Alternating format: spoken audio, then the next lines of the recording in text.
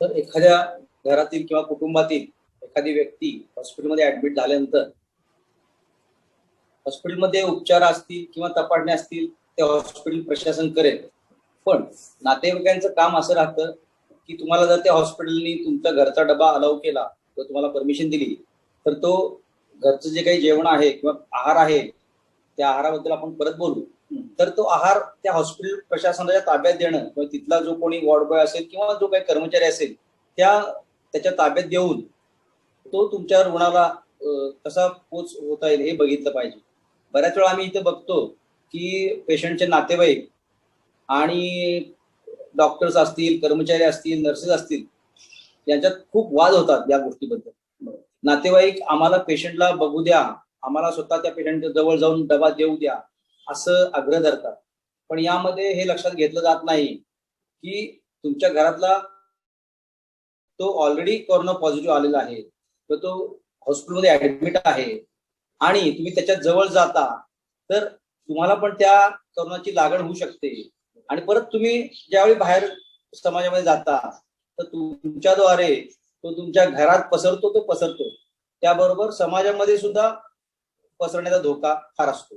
त्यामुळं नातेवाईकांनी मला वाटतं हॉस्पिटलमध्ये जाताना जो काही आहार तुम्हाला डॉक्टरांनी सांगितला असेल तो तिथल्या कर्मचाऱ्याकडे द्यावा आणि स्वतः मास्क घालून, जे काही N95 मास्क असतील किंवा डबल मास्क वापरून आणि सॅनिटाईज आपले हात वगैरे करून त्या पेशंटची किंवा त्या रुग्णाची काळजी घ्यावी आणि हॉस्पिटल प्रशासन जे सांगेल ते ऐकण्याचा प्रयत्न करावा.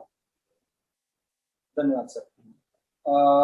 सर, पुढचा असा प्रश्न आहे की आता कार्यक्रमाच्या सुरुवातीला असताना आपल्या पूर्ण महाराष्ट्रातली कोविडची परिस्थिती किंवा आपल्या तालुक्यातली ही परिस्थिती सांगत असताना एक उदाहरण सांगितलं की आज तागायत किंवा आत्ता सुद्धा दर दिवशी आपल्या तालुक्यामध्ये, आपल्या शिराळा तालुक्याचं उदाहरण घ्यायचं झालं तर 100 ते 125 पेशंट दररोज आढळतात. आणि कोविड सेंटर जरी म्हटलं किंवा ते शिराळ्यातलं असेल, कोकरूडचं असेल किंवा इतर इस्लामपूर किंवा वेगवेगळ्या ठिकाणचं असेल, तर याच्यामध्ये लिमिटेड बेड्स असतात. त्यामुळं खूप साऱ्या पेशंटवरती अशी परिस्थिती येते की त्यांना घरी उपचार घ्यावे लागतात. मग घरी उपचार घेत असताना त्यांना तज्ञ डॉक्टरांच्या तेवढंसं मार्गदर्शन मिळत नाही. बरोबर. तर अशा वेळेस ज्यावेळेस एखादा पेशंट घरी ऍडमिट आहे तर तो आपल्या कोविड सेंटरचं मार्गदर्शन किंवा PHCचं मार्गदर्शन कशा पद्धतीने घेऊन आपल्या पेशंटला, ज्याला लक्षणं कमी आहेत, सिव्हिअर नाहीये, घरी बसून तो घरी राहून घरी जेवण खाणं करून कशा पद्धतीनं त्याची रिकव्हरी करू शकतो, याच्याबद्दल थोडंसं कसं. आता या अनुषंगानेच आपण सांगू इच्छितो की सर्व हॉस्पिटल्स गव्हर्नमेंटचे असतील किंवा प्रायव्हेट हॉस्पिटल्स असतील, हे यातील जे काही बेड्स आहेत, ऑक्सिजन असतील किंवा नॉन ऑक्सिजन बेड्स असतील, ते फुल झालेले आहेत.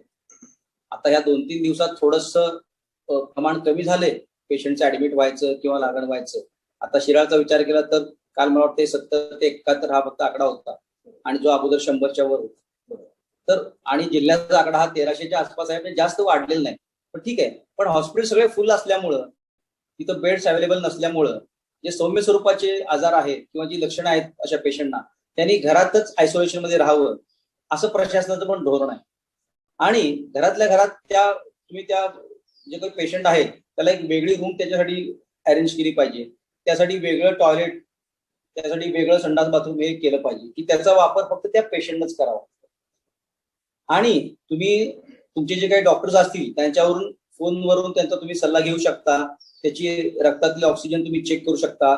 2 तासाला असेल, 4 तासाला असेल, 6 तासाला असेल, 12 तासाला असेल, तसं तुमचे डॉक्टर सांगतील त्या पद्धतीने त्याच्या रक्तातली ऑक्सिजनचं प्रमाण चेक करत राहणे आणि तुमच्या डॉक्टरांचा वेळोवेळी फोनवर सल्ला घेत राहणे. ती जे काही औषधं सांगतील ते डॉक्टर्स त्याप्रमाणे तुम्ही जर मार्गक्रमण केलं, मग ते औषधं असतील, तुमचे पथ्य असतील किंवा काही आहार असेल, तर त्याप्रमाणे तुम्ही जर तो केला आणि तुम्ही त्या घरातल्या घरात त्या पेशंटशी सुद्धा वागताना किंवा त्याच्याशी त्याला जेवण देताना तुम्ही स्वतः सुद्धा मास्क घातला पाहिजे, पेशंटशी पण घातलाच पाहिजे. घरातल्या घरात वावरता सुद्धा, तुमच्या घरात जर पॉझिटिव्ह पेशंट असेल तर घरात वावरताना सुद्धा सर्व माणसांनी मास्क घातला पाहिजे आणि सॅनिटायझर किंवा हात स्वच्छता हे सगळं पाळलं पाहिजे. त्याबरोबर सगळं घर तुमचं जे काही अगदी फरशी असेल, भिंती असेल किंवा हँडल्स असतील, डोअर्स किंवा कपाटाची दारं असतील, हे सर्व एकदा सॅनिटाईज करून घेतले पाहिजे, जेणेकरून त्या करोना रुग्णापासून आणि तुमच्यापासून दुसऱ्या कोणाला तरी त्रास होणार नाही याची काळजी घेतली पाहिजे.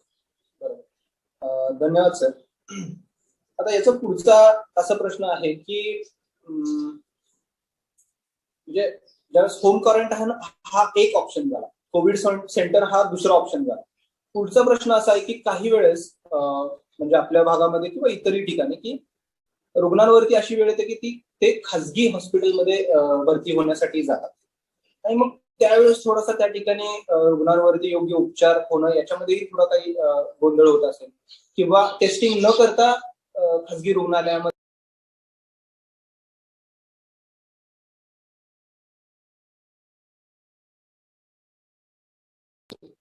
कारण बरेच म्हणजे 90-95% लोक जे आहेत डॉक्टर्स आहेत ते थोडीशी जरी लक्षणं झाली तरी रुग्णाची लगेच तपासणी करून घेतात.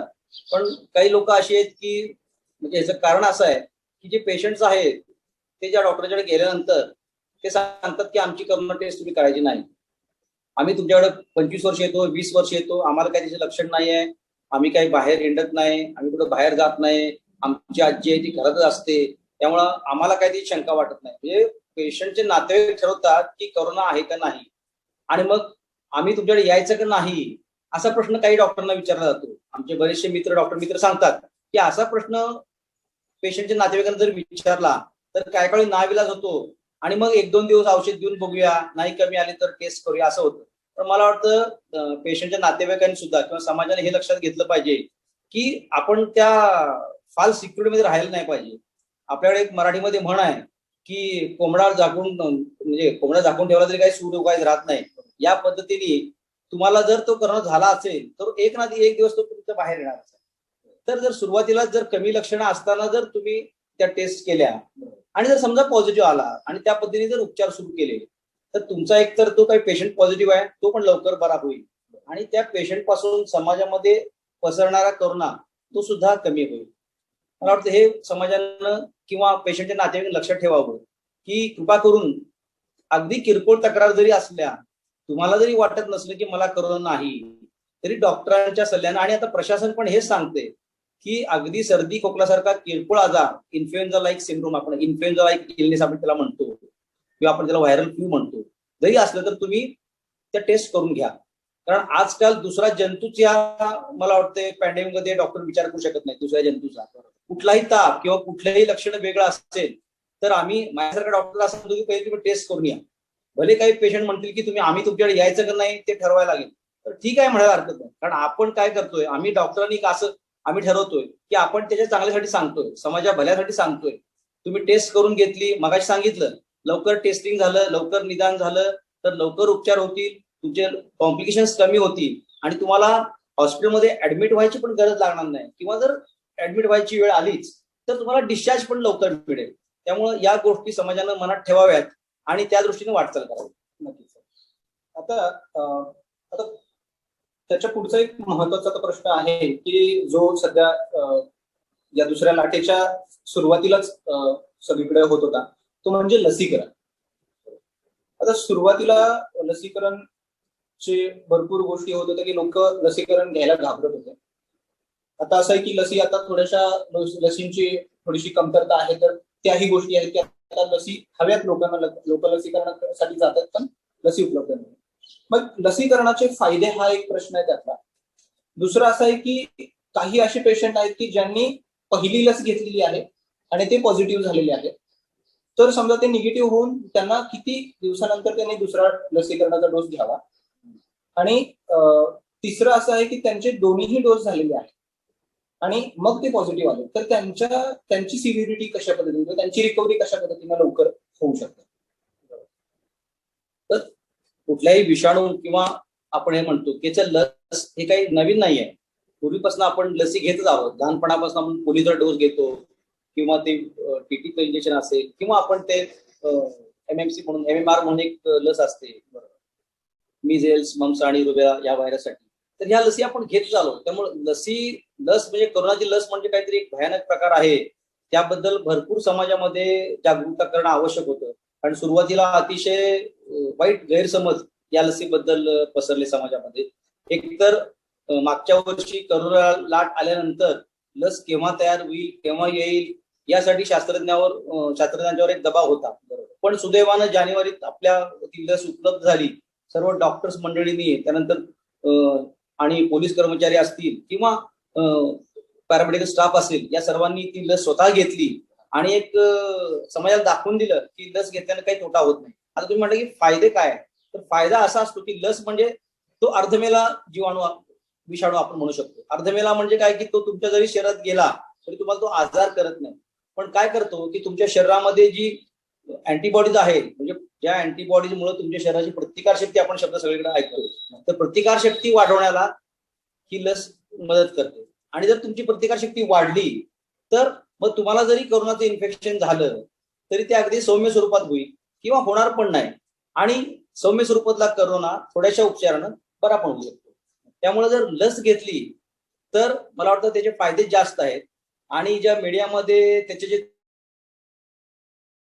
बऱ्याच काही गोष्टी, आपल्या मीडियात एक तोटाच म्हणायला पाहिजे की सायंटिफिक गोष्टीची चर्चा न होता अशास्त्रीय गोष्टींची चर्चा खूप होते. आणि त्यामुळे मग लसीकरणासारखा जो चांगला उद्देशानं सुरू केलेला प्रोग्राम आहे तो पण काय काय वेळी फेल होतोय काय असं वाटतं. पण आता मात्र लोकांना त्याचं महत्व कळलं आणि मग बाबा आम्हाला लस द्या असं ओरड सुरू झाला. आणि आता त्याची कारणं वेगळी असतील की अजून लसीचं म्हणजे उत्पादन आम्ही म्हणू किंवा ती लस अवेलेबल झालेली नाहीये. आता शासन प्रयत्न चाललाय, त्याप्रमाणे काही ठिकाणी ती अवेलेबल झालेली आहे, लसीकरण सुरू झालेलं आहे दुसऱ्या टप्प्याचं. पण मग आता लोकांना त्याचं महत्व कळलं आणि आता लोक गर्दी करायला लागली. कारण आपल्या शरीरात अँटीबॉडीज तयार होणं किंवा प्रतिकारशक्ती तयार होणं यासाठी ही लस आहे, ही फक्त आपल्यासाठी आहे, आपल्या चांगल्यासाठी आहे, हा विचार जर समाजानं केला तर मला वाटतंय लस घ्या, त्यासाठी मागे लागण्याची काही गरज लागणार नाही. आणि दुसरं असं की लसीकरणामुळं आता मगाशी मी म्हटलं की त्याची जे गैरसमज आहेत की खूप ताप येणार, खूप अंग दुखणार, थोडेफार ती कुठलीही लस घेतली, आपण साधं इंजेक्शन कुठलं घेतलं तरी आपल्याला होतं, तिथं इंजेक्शन ठिकाणी दुखू शकतं, बारीक ताप येऊ शकतो, एखाद्याला उलटी होऊ शकते, एखाद्याला डोकं दुखू शकतं, हे किरकोळ तक्रारी होऊ शकतात काय. पण लसीकरण आता जवळपास 8 कोटी आपल्या देशामध्ये किंवा त्याच्या वर आता आकडा गेला असेल लसीकरण झालेल्या लोकांचं. पण कुणालाही असं इतकं मेजर अगदी डेथ होणं इथपर्यंत काही लसीकरणाचे तोटे काही झालेले नाही. आणि आता डॉक्टरांच्या बरोबरच पोलीस असतील, प्रशासन लोक असतील, यांनी सुद्धा लस घेतलेली आहे. त्यानंतर 45 वर्षाच्या वरील व्यक्ती असतील, ज्यांना डायबिटीस, ब्लड प्रेशर किंवा जे कोमॉर्बिड कंडिशन्स आहेत, त्यांनी ती सुद्धा लस घेतलेली आहे. आणि आता पुन्हा 18 वर्षाच्या वर सगळ्यांना लसीकरण हे सुरू होणार आहे. त्यामुळे प्रत्येकानं लस ही अवश्य घ्या. तर अजून एक त्यांचा प्रश्न होता की समजा पहिला डोस झाला आणि मध्येच कोरोना झाला तर यात सुद्धा घोळ आहे की माणसाला वाटतं की मी लस घेतली आणि त्यामुळे मला कोरोना झाला. तर असं नसतं, लसीमुळे कोरोना होत नसतो. तर तुम्ही लस घ्यायच्या अगोदर तुमच्या शरीरात ते जंतू असू शकतात, त्यामुळे तर कोरोनाची लक्षणं दिसतात. तर मग दुसरा डोस केव्हा घ्यावा, तर आता नवीन गाईडलाईन्स प्रमाणे पहिल्या ते दुसऱ्या लसीमध्ये 3 महिन्याचं अंतर असावं असं सांगितलंय. आणि ज्या पेशंटला कोरोना होऊन गेलाय त्या माणसाने सुद्धा किंवा त्या पेशंटनी सुद्धा 3 महिन्यानंतर दुसरा डोस घ्यावा, किंवा ज्यांना कोरोना होऊन गेलाय त्यांनी पहिला डोस 3 महिन्यांनी घ्यावा. धन्यवाद सर. आता पुढचा असा प्रश्न थोडासा वेगळा आहे आणि जो सध्या सोशल मीडिया माध्यमांवरती किंवा न्यूज टीव्ही चॅनल्स वरती सुद्धा त्याची चर्चा सुरू आहे, ती म्हणजे ब्लॅक फंगस. ब्लॅक फंगस सध्या सगळ्याच व्हॉट्सअपवरती वगैरे हे फिरताना लोकांना, ग्रामीण भागातल्या लोकांना हे ब्लॅक फंगस काही समजत नाही. नेमकं काय आहे बाबा, म्हणजे हे कोरोनाशी निगडीत आहे का विचित्र नवीन काही आजार सुरू झालाय की काय, आणखी कोरोनामध्ये ऍडिशन किंवा कोरोना सोडून असं काही वेगळं सुरू झालं, तर याच्याबद्दल काही माहिती सांगू शकाल? आता तसं म्हणलं तर हा मिकोरमायकोसिस त्याला नाव आहे, म्हणजे ब्लॅक फंगस किंवा काळी बुरशी. आता बुरशी शब्द सगळ्यांना माहिती आहे, म्हणजे हा काही डॉक्टरांची नवीन आजार नाहीये. बुरशीजन्य आजार किंवा बुरशीमुळे होणारे आजार, ज्याला आपण फंगल इन्फेक्शन वगैरे म्हणतो, ते पूर्वीपासून आहेतच. किंवा हा जो मिकोरमायकोसिसची जे काही बुरशी आहे ही पूर्वीपासून आहे, ती आपल्या मातीत आहे, ओलसर ठिकाणी आहे, त्यानंतर कुजणारी पालेभाज्या असतील, फळं असतील अशा ठिकाणी आहे. इव्हन आपल्या हवेत सुद्धा या बुरशीचे बारीक बारीक कण असतात. त्यामुळं हे असं कुठेतरी आज नवीनच या भूतलावर अवतरली आहे ही बुरशी असं काय म्हणता येणार नाही. हा, फक्त या दुसऱ्या लाटेमध्ये काय झालं की अनियंत्रित डायबिटीस ज्याचा आहे, ज्याला कॅन्सरची औषधं सुरू आहे, ज्यांना हृदयविकारसारखे आजार आहेत, किंवा ज्यांचा कोरोना तीव्र स्वरूपाचा आहे, ज्यांना ऑक्सिजनची मात्रा जास्त द्यायला लागली, जास्त दिवस द्यायला लागली, किंवा ज्यांच्यावर औषधोपचार करताना स्टिरॉइड सारखी जी औषधं आहेत ती द्यावी लागली, कारण स्टिरॉइड औषध दिल्याशिवाय तर तीव्र रुग्ण बरा होत नाही, त्यामुळे ती औषधं देणं गरजेचं होतं. आणि अशा गोष्टीमुळं काय झालं की त्या रुग्णाची थोडी प्रतिकारशक्ती अजून खालावली गेली. त्यामुळे हे काही जंतू जे आहेत आपल्या आजूबाजूला, आपल्या हवेत आहेत, किंवा त्या ऑक्सिजनच्या मास्कला लागून आले असतील, किंवा ते जी ऑक्सिजनची बॉटल असते त्यातलं पाणी दूषित झालं तर त्यातून लागून झाले असतील, किंवा आपल्या एकमेकाच्या सानिध्यातून डबे असतील, किंवा काही अशा गोष्टीमुळं त्या अशा पेशंटला जर तो बुरशीचा प्रादुर्भाव झाला तर मात्र त्यांच्यासाठी धोकादायक असू शकतो. आता त्याच्या पुढचा प्रश्न येतो की मग हे ओळखायचं कसं? तर आता या पॅन्डेमिक मध्ये सर्वच डॉक्टरांना, तसं म्हटलं तर समाजाला ही नवीन आहे, पण डॉक्टरांना काही नवीन नाही, पण आता गेल्या माझ्या 25-26 वर्षाच्या प्रॅक्टिसमध्ये मी हार्डली 3 ते 4 पेशंट बघितले असतील. मग काही सांगितल्याप्रमाणे जर रक्तवाहिन्यामध्ये जर पसरली तर रक्ताच्या गुठळ्या तयार होते, आणि त्यामुळे तिथला भाग तो काळा पडतो, त्यामुळे त्याला ब्लॅक फंगस असं नाव पडलेलं आहे. आणि या गोष्टीला सुद्धा समाजामध्ये फारच त्याचे हे झालेलं की हे काही मगाशी म्हणल्याप्रमाणे नवीन अरिष्ट आलंय वगैरे असं, तर ते काही नाहीये. ठीक आहे, एक वेगळं चॅलेंज आहे मात्र डॉक्टरांच्या पुढे दुसऱ्या लाटेचं, हे मात्र तेवढंच खरं आहे. पण औषधोपचारांनी हा पण आजार पूर्णपणे बरा होऊ शकतो, फक्त तो सौम्य स्वरूपात किंवा मध्यम स्वरूप असं असू शकतो. आणि औषध उपचार बरोबर समजा एखादा भाग जास्त हे झाला असेल तर मग शस्त्रक्रिया करून तो भाग काढून टाकला जातो. एखाद्या काही डोळा काढायला लागतो, किंवा जे काही नाक कान कसे डॉक्टर असतात ते शस्त्रक्रिया करून तेवढासा भाग तो काढून टाकतात. तर काही शस्त्रक्रिया आणि मग औषध उपचार अशा पद्धतीने सुद्धा हा आजार बरा करता येतो. धन्यवाद सर. तर मला वाटतं की आता ब्लॅक फंगस या शब्दाबद्दल आता सगळ्यांनाच माहिती आणि त्याची उपचार पद्धती, तर याच्याबद्दल ही माहिती सगळ्यांना मिळाली असेल. सर, पुढचा असा प्रश्न आहे की आता बोलतोय आणि आपण आता फेस करतोय ही दुसरी लाट, आणि पुढचा प्रश्न आहे तो म्हणजे तिसरी लाट, की ज्याची भीती आतापासूनच सगळ्यांच्या मनामध्ये प्रसार माध्यमातून असू दे, किंवा चर्चांमधून असू दे, किंवा इतर गोष्टींमधून असेल, की तिसरी लाट ही लहान मुलांच्यासाठी जास्त घातक असू शकते असं थोडंसं बोललं जातं. तर या तिसऱ्या लाटीपासून आपण सगळेच, लहान मुलं पण आणि आपण सगळेच अशा पद्धतीनं वाचू, हे आपण याच्याबद्दल तुम्ही काय सगळ्यांना मार्गदर्शन करू शकता? आता दुसऱ्या लाटेमध्ये सुद्धा अनुभव आलेला आहे की पिडियाट्रिक एज ग्रुपमध्ये, म्हणजे लहान मुलांच्या मध्ये कोरोनाचा प्रादुर्भाव म्हणजे वाढला आहे मागच्या लाटेपेक्षा निश्चितच. पण मुलांमध्ये कसं आहे की अतिशय सौम्य स्वरूपाची लक्षणं असतात, किंवा काही मुलांमध्ये लक्षणं नसतात, पण हे फार धोकादायक असतं. ज्या मुलांमध्ये लक्षणं नसतात त्यांच्या घरात पॉझिटिव्ह पेशंट तर आहेत, पण ही मुलं बाहेर खेळायला जातात, सायकल चालवायला जातात, किंवा बागेत जातात, आणि ती समाजामध्ये हा विषाणू पसरू शकतात. त्यामुळं अगदी सौम्य स्वरूपात लक्षणं असली किंवा लक्षणं नसली तरी मुलांना सुद्धा तुम्ही घरात मास्क लावायची सवय लावली पाहिजे. त्यानंतर हात वेळच्या वेळी बाहेर जाऊन आलं की हात धुणे, हातपाय धुणे, जे काय असेल ते, चेहरा स्वच्छ धुणे, या सवयी लावल्या पाहिजे. आणि जर घरात तुमच्या एखादा पॉझिटिव्ह पेशंट आहे, म्हणजे आपण होम आयसोलेशन मध्ये जर पेशंट असेल तर त्याला आपण त्या मुलांना त्या पेशंटच्या जवळ कुठल्याही परिस्थितीत नाही गेलं पाहिजे. थोडंसं आपण भावना बाजूला ठेवली पाहिजे, की मग आई आहे, माझी आजी आहे, माझे आजोबा आहेत, माझे वडील आहेत, पण नाही, अशा वेळी भावना बाजूला ठेवली पाहिजे. कारण आता जर तुम्ही तुमच्या भावनांवर नियंत्रण नाही ठेवलं तर मला वाटते त्याचा धोका भविष्यात मुलांना पण होऊ शकतो. आणि काही सांगता येत नाही, विषाणू इतका बदलत चाललाय की मागच्या वर्षी जो विषाणू होता तो ह्या वर्षी नाहीये. आणि मुलांमध्ये म्हणजे प्रत्येक विषाणू आपले रंग बदलायला लागला की हा करोनाचा विषाणू, त्यामुळे मुलांमध्ये आता जास्त सिरियसनेस नाही आहे, पण असं आपण म्हणू शकत नाही की मुलांमध्ये सिरियसनेस होणार नाही. त्यामुळे मुलांना मात्र आपण स्ट्रिक्टली हे जे SMS जे आहेत, सोशल डिस्टन्सिंग असेल, मास्क आणि सॅनिटायझर, त्याचबरोबर बाहेर खेळायला न जाऊ देणे, बागेत फिरायला न जाऊ देणे, तुमच्या घरच्या घरी जे काही कार्यक्रम असतील ते सुद्धा तुम्ही टाळले पाहिजे. म्हणजे बऱ्याच वेळा काय होतं की आता बरेच दिवस आम्ही बाहेर गेलो नाही किंवा बरेच लोकांना आपण बोलवलं नाही, तर पै पाहुण्यांना सुद्धा तुम्ही घरी बोलू नका, की जेणेकरून आपल्या घरातील मुलांचा त्यांच्याशी कॉन्टॅक्ट कसा न होईल हे बघितलं पाहिजे. आणि आता सगळीकडे जशी लसीची चर्चा आहे तशी मुलांना पण द्यायची लस मला वाटतं उपलब्ध आता थोड्या दिवसात होईल. आपल्याकडे थोडा वेळ लागेल, पण अमेरिकेसारख्या ठिकाणी मुलांना सुद्धा लसीकरण सुरू झालेलं. त्यामुळं परत एकदा तोच आहे, म्हणजे कोरोनामध्ये घाबरून जाऊ नका, हा तर एक पहिला मेसेज आहे. म्हणजे ते मोठ्या माणसांना होऊ दे, मध्यम म्हणजे अगदी वयस्कर माणसांना होऊ दे किंवा अगदी लहान मुलांना होऊ दे, प्रथम तुम्ही घाबरून नाही झालं पाहिजे. तुमचे डॉक्टर्स किंवा जे काही आता मीडिया सांगतात किंवा जे काही पॉझिटिव्ह सरकारकडनं मेसेज सुरू असतात, तर ते आपण त्या पद्धतीने वागायचा. कमीत कमी तंतोतंत वागणं कोणाला जमणार नाही, पण एक 70-80% तर आपण वागण्याचा प्रयत्न केला पाहिजे, जेणेकरून आपल्यामुळं किंवा आपल्या मुलांच्यामुळं हा कोरोना जो काही वाढतोय त्याचा प्रसार समाजामध्ये होणार नाही याची काळजी घेतली. धन्यवाद. तर सरांनी सांगितल्या पद्धतीनं पुढली तिसरी लाट ही येणारच आहे आणि असंच आपण समजून बाबा आता दुसऱ्या लाटेची तीव्रता आपण बघितलेली आहे. त्याच्यापेक्षा जास्त जर समजा तीव्रता असेल तर आपल्या सगळ्यांच्या वरतीच ते मोठं संकट आहे हे आपण आत्ताच जाणून घेतलं पाहिजे.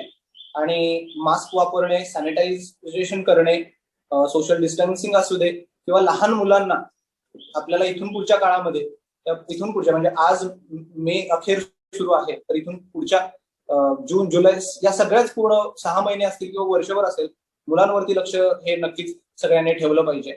आणि जास्तीत जास्त आपली प्रतिकार शक्ती कशा पद्धतीनं जास्त चांगली राहू शकते अशा पद्धतीचा आहाराने या सगळ्या गोष्टी आपण त्याच्यामध्ये ऍड केल्या पाहिजेत.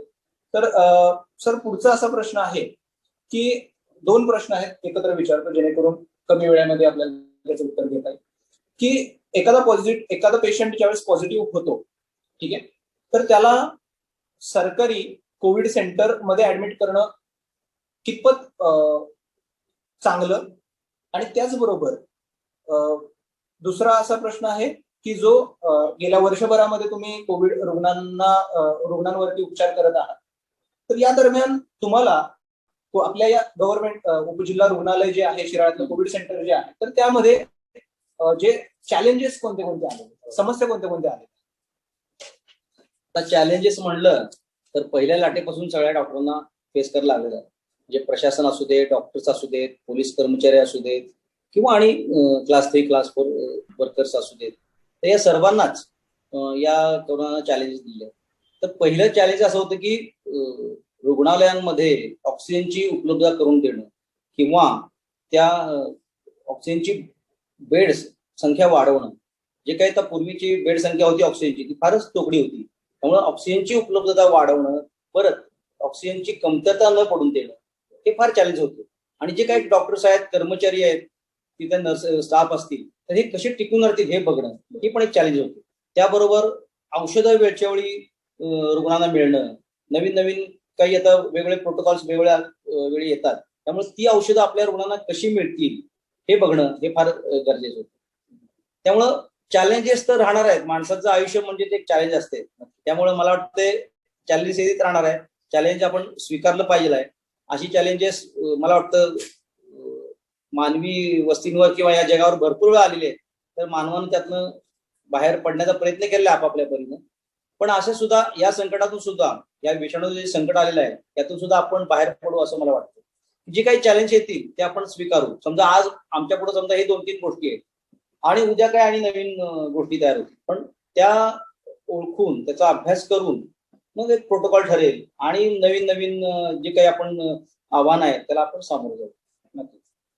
आता त्याच्याशीच एक निगडीत सर थोडासा एक पर्सनल प्रश्न विचारू इच्छितो की तुम्ही गेल्या 1 वर्षभरापासून कोविड रुग्णांवरती उपचार करता आहेत. आपलं शिराळचं जे कोविड सेंटर आहे त्या ठिकाणी आहात.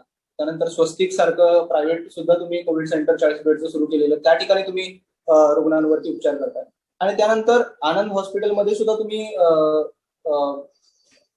इथल्या पेशंट्स वरती सुद्धा तुमचे उपचार चालू आहेत. तर तुमचा एकंदरीत दिनक्रम दिवसभराचा कसा असतो आणि तुम्हाला कोरोनाची बाधा होऊ नये, कारण तुम्ही या सगळ्यात मधले सगळ्यात महत्वाचे घटक आहात की तुम्ही सुरक्षित राहिलात तर कित्येक पेशंट अजून म्हणजे गेल्या वर्षी 700 पेशंटना तुम्ही ट्रीटमेंट, 700 पेक्षा जास्त पेशंटना तुम्ही ट्रीटमेंट दिलेली आहे.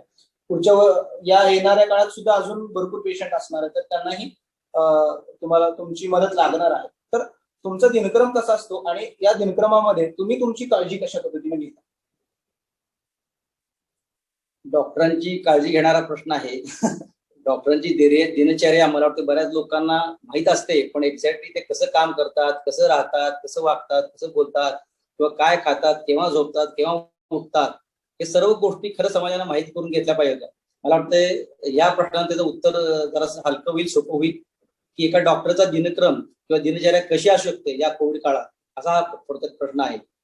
तर माझ्या किंवा सगळ्याच डॉक्टरांचं जे कोविड सेंटरमध्ये काम करतात, साधारणतः दिवस 6:30-7ला सुरू होतोच. म्हणजे रात्र तर आहेच, पण आपण आता दिवसापासून सुरुवात करू. 6:30-7ला सुरू होतो. जर जास्त थकल नसेल तर व्यायाम आम्ही एक 3-4 किलोमीटर जाऊन चालून आमचा व्यायाम करतो. त्यानंतर मग सर्व आवरून नाश्ता वगैरे करून मग काही थोडेसे मेसेज वगैरे बघून किंवा आता आमचे वेगवेगळे ग्रुप्स असतात. म्हणजे उपजिल्हा रुग्णालयाचा ग्रुप आहे, स्वस्तिक हॉस्पिटलचा ग्रुप आहे किंवा काही प्रशासनाचे ग्रुप आहे. तर त्यांना आम्हाला काही माहिती पाठवावी लागते. त्यामुळे सकाळी सकाळी हे मेसेज बघायला लागतात. काही पर्सनल मेसेज असतात ते पण या वेळ काढून आम्ही बघतो. आणि मग नाश्ता किंवा नाश्ता कम जेवण आम्ही असं म्हणतो, ते खाऊन आम्ही साधारणतः 10:30-11ला आम्ही इथं आनंद हॉस्पिटलमध्ये नॉन कोविड सेंटर आता सध्या आमचं आहे. तिथं आम्ही पेशंट्स बघायला सुरुवात करतो. ऍडमिट पेशंट असतात, त्यांचा राऊंड होतो. आणि मग त्यानंतर मग जी सुरू होते आमची धावपळ ती चालूच राहते. साधारणतः 3-4 वाजतात आम्हाला आमचे पेशंट संपायला. त्यानंतर मग आधेमध्ये हे फोन चालूच असतात. कुठल्या डॉक्टरांचा फोन येईल, कुठल्या पेशंटच्या नातेवाईकांचा फोन येईल, आमची तब्येत कशी आहे, आमचं पेशंट आज कसा आहे, म्हणजे इत्यादी इत्यादी. मग काही प्रशासन अधिकारी त्यांचा फोन येतो, काही काही वेळी आपले आमदार साहेब असतील किंवा इथे नेते मंडळी असतील त्यांचा फोन येतो. तर ह्या सगळ्यांना म्हणजे हे पेशंट तपासता हे फोन घेता घेता दुपार किंवा संध्याकाळ कधी होते आम्हाला कळत नाही. त्यानंतर मग झाली तर एखादा अर्धा पाऊण तास नुसतं पाठ टेकायची. तर फोन चुकून नाही आला तर थोडीशी विश्रांती होते. मग परत 5 वाजता मला वाटतं आम्ही चहा आणि थोडस बिस्किट वगैरे असं नाश्ता करून परत उपजिल्हा रुग्णालय शिराळा येथे जे पेशंट आहेत ते आम्ही बघायला जातो. तिथं साधारणतः 50 बेडचे म्हणजे 75 बेडचं हॉस्पिटल आहे. पण साधारणतः घ्या मला मागच्या 1.5-2 महिन्यामध्ये 40 ते 50 पेशंट सतत ऍडमिट आहेत. त्यामुळे त्या पेशंटचा राहून तिथल्या पेशंटचे नातेवाईकांना भेटणं, त्या पेशंटची मॅनेजमेंट तिथं लिहिणं, तिथल्या डॉक्टरांना काही सूचना असतील त्या करणं, ते एक 2-3 तास कार्यक्रम चालल्यानंतर मग आमचं स्वस्तिक मल्टी स्पेशालिटी हॉस्पिटल जे कोविड सेंटर आहे किंवा कोविड हॉस्पिटल आहे तिथं परत तिथले काही 20-25 पेशंट आहेत ते पेशंट तपासणं, तिथल्या डॉक्टरांना सूचना, तिथले नातेवाईक भेटणं, आधीमध्ये फोन चालू असणं, हे असं होतं. आणि मग घरी यायला साधारणतः 11, 11:30, कधी 12:30 असं पण होतं. मग तिथून येऊन आंघोळ वगैरे केल्यानंतर मग जेवण, मग झोप लागत नाही कारण रुटीन इतकं बदललंय. त्यामुळे कधी कधी 1:30-2 वाजतात पण झोप काय येत नाही. मग परत कधी झोप लागली असं म्हणायचं. ते काही सारखे ते डोक्यात ह्या पेशंटचं काय होईल, त्या पेशंटचं काय होईल उद्या आणि आपल्यापुढे काय वाढून ठेवलं माहित नाही. असं करण्यात परत 7:30चा गजर वाजतो आणि मला वाटतं आमचा दुसरा दिवस सुरू होतो. तर अतिशय धावपळीचं हे जीवन आहे आणि म्हणजे सगळ्या डॉक्टरांचा दिनक्रम आहे. आणि शिवाय परत सकाळी 10:30-11 वाजता मी ओपीडी सुरू करतो. त्यामुळे परत फ्रेश चेहऱ्यानं आणि हसत खेळत पुढच्या पेशंटला सामोरं जायला लागतंय. बऱ्याच वेळा आम्हाला हा अनुभव येतो की म्हणजे थोडंसं वाईट वाटतं की जी काही माणसं वेटिंगला असतात, अरे 10:30 वाजले, 11 वाजले, अजून डॉक्टर का नाही आले, आम्ही किती वेळ झाले येऊन थांबलोय असं म्हणतात. पण मला वाटतं ह्या प्रश्नामुळे त्याचं हे उत्तर मला सोपं झालं की डॉक्टरांची दिनचर्या तुम्ही समजून घ्या. डॉक्टर कुठल्या परिस्थितीत काम करतात, म्हणजे डॉक्टर सुद्धा एक माणूसच आहात किंवा तुम्ही जसे माणूस म्हणून तुम्हाला काही गोष्टी करायला लागतात तर डॉक्टर पण करायला लागतात. त्यामुळे कधीतरी वेळ होऊ शकतो रुटीन कामामध्ये, कारण आता सगळ्यांचं रुटीनच बदल गेले. त्यामुळे थोडासा तो पेशंट सिरियस पण नसतो आणि याच्या उपर पेशंट सिरियस जर समजा एखादा आला तर तो पहाटे 3ला येईल, सकाळी 7ला येईल, 9ला येईल, आम्ही नाश्ता करत असता येईल, हे काही सांगता येत नाही. त्यावेळी तो पेशंट अटेंड करणं हे तर स्वाभाविक आहे. मग समजा मी आता 10ला एखादा पेशंट अटेंड करून आलो आणि परत मग माझा आवरायला वेळ जाणार, त्यामुळे ओपीडी यायला वेळ होणार. पण ही काही माणसं समजून घेत नाही. त्यांना वाटतं की आम्ही 10ला आलोय, आम्हाला अपॉइंटमेंट दिली 10ची किंवा 11ची आणि मग आम्हाला एवढा वेळ कसला. तर या गोष्टी कुठलाही डॉक्टर मुद्दामून कुठला वेळ लावत नाहीये मला वाटतं. पण या काही गोष्टी अशा आहेत की त्याला आमचा पण नाविलाज होतो. आम्ही पण मनानं शरीरानं थकत असतो. त्यामुळे थोडीशी विश्रांती आवश्यक असते. पण मला वाटतं आम्ही सगळे अनुभवतोय की कितीही आता समजा 1.5-2 महिने आपण यात आहे किंवा मागच्या वर्षीपासून आहे, तरी पण सकाळी तर काम आमचं सुरू झालं तर मला वाटतं ते काही थांबत नाही किंवा ती काही जी आमची आम्हाला शिथिलता आलेली असते किंवा शीण आलेला असतो किंवा त्रास झालेला असतो आणि शरीराला मनाला काही विश्रांती नाही, तर तो आम्ही न दाखवता आमचं काम करत राहतो. आता आज रविवार आहे, फक्त कशाला सुट्टी आहे तर बरेच पेशंट आम्हाला काय आज रविवार निवांत असेल, तसं नाहीये. निवांत नसतोच डॉक्टर, आणि या कोरोनामध्ये तर अजिबात नाही. निवांत म्हणजे सुट्टी म्हणजे कशाला, तर आमची जी रुटीन ओपीडी आहे ती फक्त बंद असते. अदरवाईज आमचं काम चालूच आहे की इंडोर पेशंट असतात, उपजिल्हा रुग्णालयात पेशंट आहेत, आमच्या स्वस्तिक हॉस्पिटलला पेशंट्स आहेत, ते पेशंट्स बघायला लागतात, तिथल्या नातेवाईकांना अटेंड करायला लागतं, आणि काही प्रशासकीय बाबी आहेत त्यांची पूर्तता करायला लागते, किंवा अशा काही व्हर्च्युअल मीट्स आहेत किंवा आमच्या डॉक्टरांच्या काही मीट्स आहेत त्या अटेंड करायला लागतात. आणि मग आमचा रविवार पण असाच निघून जातो. त्यामुळे 1.5-2 महिने किंवा वर्षापासून आम्ही सोमवार कधी येतोय, रविवार कधी येतोय, आज कुठला वार आहे, कुठली म्हणजे काय पौर्णिमा आहे का अमावस्या आहे का, त्याचा काही आम्हाला म्हणजे